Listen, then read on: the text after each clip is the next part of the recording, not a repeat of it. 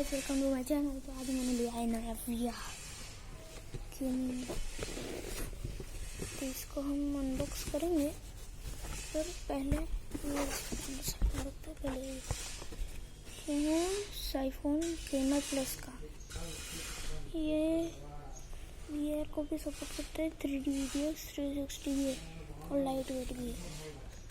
ये दिव्या तू કેમ લીધું તને નાસ્તો કરવા કે ને દિવ્યા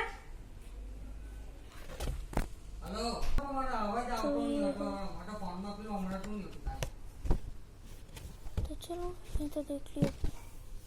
હા એક જ ઘટના પાછું માગલી પર રાતના નાઈટમાં આવતો છે ને એટલે જરા તો વાંધો નહીં મળતો છે એક હિસાબે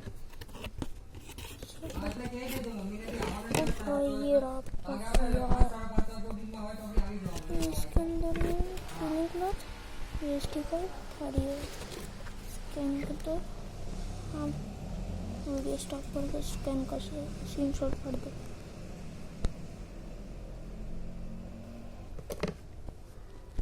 तो कैसी है अपना VR,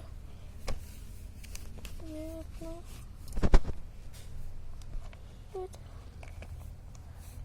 नाइस का अच्छा है ना। ये मुझे करीब पड़ा 1000 रुपये में। जैसे इसकी मैक्सिमम प्राइस है 3000। तो गाइस ये फ़ोन रखना है ये ठीक है। आज के लिए इतना काफ़ी। चलो बाय।